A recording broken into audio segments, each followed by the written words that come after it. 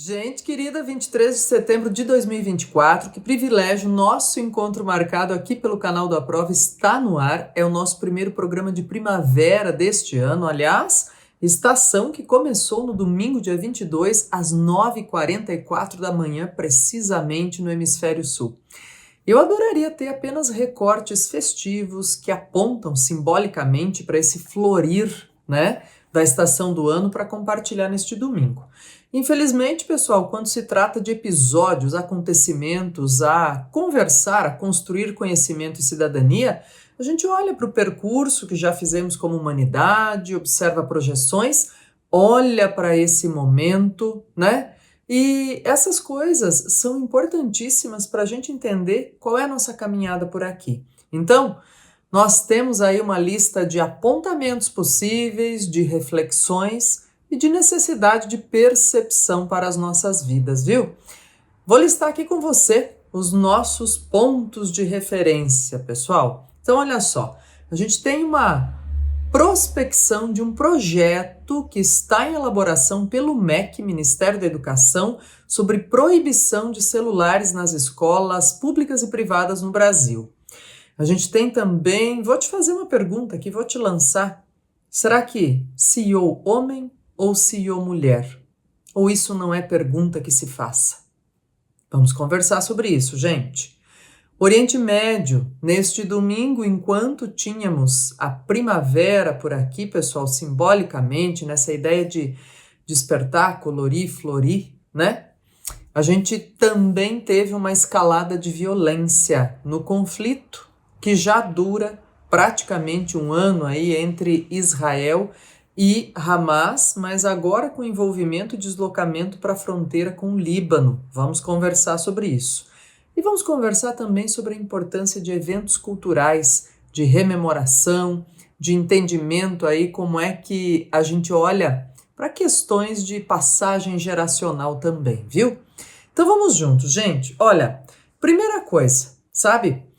A gente está pertinho aí de chegar ao mês de outubro, em que a gente rememora aqui no Brasil, celebra, conversa sobre questões relacionadas à infância de maneira mais pertinente por causa do Dia da Criança, né?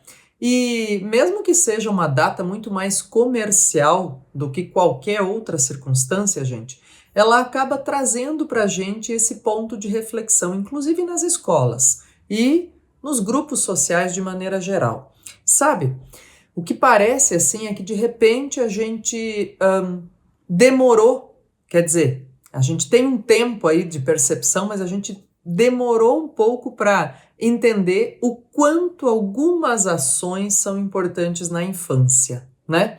Inclusive, como sociedade, gente, ou como espécie, nós demoramos bastante para entender a importância da valorização da infância e de enxergar esta pessoa como um indivíduo durante a infância. E olha só, essa ideia, de repente, de postergar, depois a gente conversa, ou depois a gente conserta, depois a gente tem tempo, depois aprende. Sabe, pessoal, tem, claro, essa postura necessária para pensar que nem tudo a gente precisa, ou pode, ou dá conta de aprender a cada momento, mas existem pilares que são básicos de aprendizado e de importância em determinados momentos da vida. E a gente não pode prescindir destas coisas, não pode negligenciar. E isso importa muito na condição de educadores e na condição de adultos que somos, né? Bom, eu vou elaborar aqui contigo essa ideia, então, já relacionada ao que é estabelecido e por que o MEC vem com essa informação, essa possibilidade de um projeto nacional de proibição de celulares.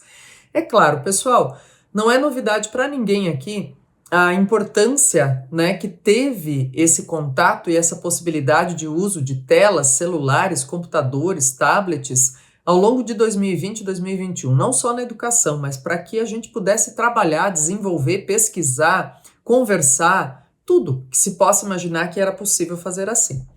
No entanto, gente, é preciso entender que existem coisas que são extemporâneas e outras que são em caráter emergencial, de necessidade.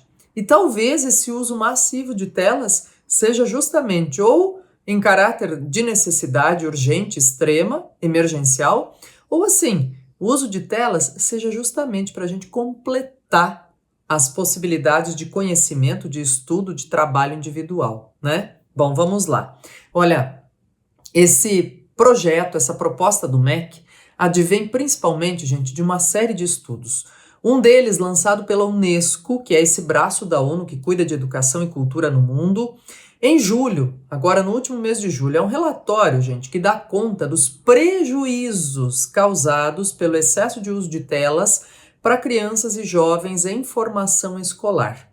E também nós temos outras questões relacionadas a estudos numa universidade da Noruega, que dá conta da diferença, pasmemos todos juntos, que é simplesmente, como a gente tem aí o verbo de neologismo, né, scrollar um site e virar páginas de livro físico. Diz que tem prejuízo para a interpretação e para o aprendizado. Então, é pesquisa, gente, não é achismo, né? Não são, como a gente brinca às vezes, vozes da minha cabeça, a fonte, né?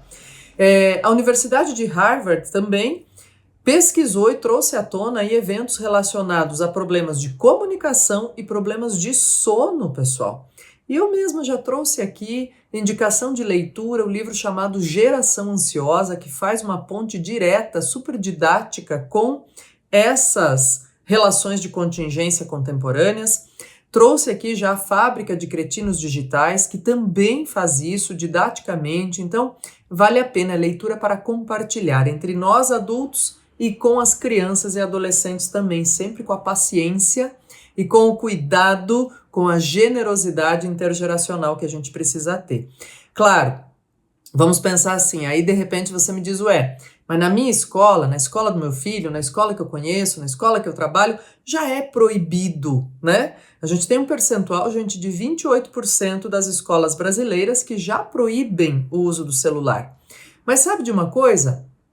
Criar algo que seja de fato, gente, cultural, que a criança ou que o adolescente simplesmente diga, não, nesse momento ninguém precisa brigar comigo, precisa me chamar a atenção de que eu não posso consultar o celular. Esse momento já é cultural que eu não use celular. Claro, isso é uma cultura que se cria, que se transforma. E é por isso que, quem sabe, uma legislação, um projeto federal, pessoal, tenha passo a passo essa força construtiva. E notem, ninguém está dizendo para cortar internet, para cortar pesquisas em sites. A gente só está falando daquele momento de atenção, daquele ponto assim, olho no olho, que precisa voltar a acontecer com mais evidência nas escolas de qualquer idade, né? No mundo todo, não só no Brasil. Alguns lugares já deram esses passos à frente e estão colhendo bons frutos. Então, tomara que a gente se inspire neles, viu? Outro ponto, gente, de referência, eu conversei com vocês já na nossa sumarização aqui e fiz a pergunta provocativa, claro, dizendo assim, escuta, e aí, CEO homem ou CEO mulher? Ou isso nem é pergunta que se faça num tempo como o nosso, como o que vivemos. Quando a gente tem um episódio como esse, eu já vou te situar, porque de repente a semana foi corrida, você diz do que a Cleusa está falando, né? É assim, gente, quando nós temos um episódio como esse, quem sabe fique mais evidente para nós por que, por exemplo, no Pacto Educativo Global, lançado lá em 2020, o Papa Francisco disse assim, lá num dos tópicos, né? Que é priorizar a educação de meninas e mulheres, o acesso à educação de meninas e mulheres. Diz, não basta dizer crianças? Diz, não basta porque existe essa cisão de gênero ainda. Mesmo que a gente não queira tocar no assunto, viu? Ela existe e ela vem à tona, né? Quando ela tem oportunidade. Bom, vou te situar.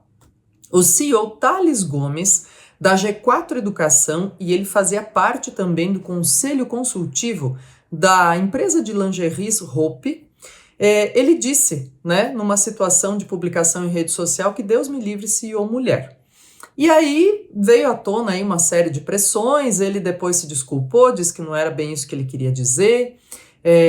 No fim de contas, pessoal, ele renunciou nos últimos dias aí ao comando, a ser CEO da G4 Educação, que tem pactos importantes com outras empresas, outras iniciativas sobre equidade de gênero na educação, vejam só, e também foi destituído do conselho consultivo da empresa de lingerie Hope.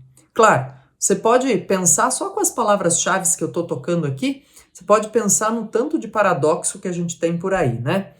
E olha só, ele mesmo, e aí vem essas coisas à tona, estou deixando o link aí para você, já tinha usado algumas frases de efeito super negativo, não só de cisão de gênero, mas outras coisas aí, há algum tempo. E assim, gente, nós precisamos ficar muito espertos a esse sentido também. Tem muita gente fazendo isso, ó. Que tipo de coisa? Marketing negativo para viralizar e vender mais, né? É meio que aquela reinterpretação do ditado popular, fale mal, mas fale de mim, sabe? E aí as pessoas, ou algumas pessoas, usam isso, e ele mesmo, à época, assumiu. Disse assim, ó, eu falei mesmo essas barbaridades, lá na época que falou outras coisas aí, e disse foi para viralizar e vender mais, porque aí as pessoas visualizam, as pessoas, né, vai para mais público. Então vejam vocês como, de fato, esse mundo algorítmico pode ser pernóstico e a gente precisa ter criticidade para saber filtrar, ler, entender e caprichar no respeito à nossa formação, sabe? Ter respeito à nossa formação. E diz assim, né? Eu sei que às vezes vem recadinho e diz, mas e o que você pensa a respeito, Cleusa? Eu penso que isso é uma coisa que nem deveria se colocar no século XXI, né, gente? Nós precisamos de pessoas super capacitadas, dispostas, com vontade de fazer, vontade de estudar, vontade de transformar realidades. É isso que a gente precisa, né? E, ao mesmo tempo, a gente tem outras questões para tratar que são tão dolorosas, né? Como eu disse para vocês, ao mesmo tempo que começava a primavera aqui no Hemisfério Sul, nós tínhamos uma escalada de violência lá no Oriente Médio, agora entre o Hezbollah, situado no Líbano, e Israel. A guerra entre Israel e Hamas vai fazer 1 ano em outubro, gente, infelizmente, e sem a tendência de acabar, de cessar.